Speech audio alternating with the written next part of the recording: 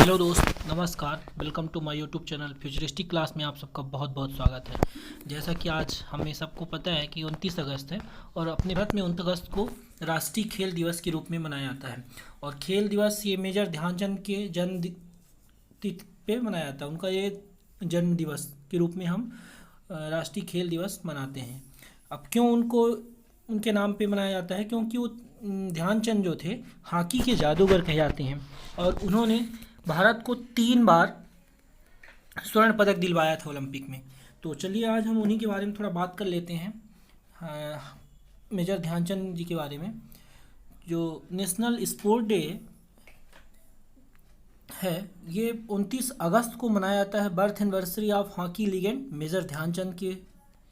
This day marks the birth of major Dhyan Chand, the hockey player who won gold medal in Olympic for India in the year 1928, 1932 and 1936। मतलब 3 बार इन्होंने भारत को Olympic पदक दिलवाया और ये 570 से ज़्यादा गोल इन्होंने अपने कैरियर में किया। और इनका जो कैरियर था 1926 से 1949 तक था, 1926 से 1949 तक, अकॉर्डिंग टू इज ऑटोबायोग्राफी। इनकी ऑटोबायोग्राफी है गोल्स। ये भी क्वेश्चन पूछ सकता है कि ध्यानचंद की ऑटोबायोग्राफी क्या है? गोल्स है। और इनके जो कोच हुआ करते थे वो पंकज गुप्ता थे। अब इनकी एक मैं कहानी आपके साथ शेयर करता हूँ। भारतीय फील्ड हॉकी के भूतपूर्व खिलाड़ी एवं कप्तान थे। भारत एवं विश्व हॉकी की सर्वश्रेष्ठ खिलाड़ियों में उनकी गिनती होती है। वे 3 बार ओलंपिक के स्वर्ण पदक जीतने वाली भारतीय हॉकी टीम के सदस्य रहे हैं, 1928 और 1932 और 1936 में। इसके बाद इनके बारे में हॉकी का जादूगर भी इन्हें कहा जाता है। उन्होंने अपने खेल जीवन में 500 मतलब 1000 से ज़्यादा गोल तो लागे होंगे, लेकिन 570 उन्होंने अपनी बायो ऑटोबायोग्राफी गोल्स में बताया है। इन्हें पद्म भूषण जैसे भारत के प्रतिष्ठित नागरिक सम्मान से सम्मानित किया जा चुका है।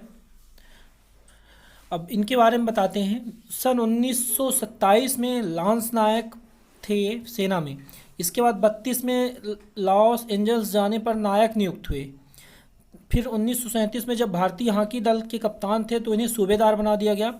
और जब द्वितीय विश्व युद्ध हो रहा था 1943 में लेफ्टिनेंट नियुक्त हुए और भारत के स्वतंत्र होने पर सन 1948 में कप्तान बना दिए गए। और ये हॉकी के खेल के कारण ही सेना में उनकी पदोन्नति होती रही और 1938 में उन्हें वायसराय का कमीशन मिला और वो सूबेदार बन गए। उसके बाद एक के बाद सूबेदार, लेफ्टिनेंट और कैप्टन पद तक गए आर्मी में, है ना।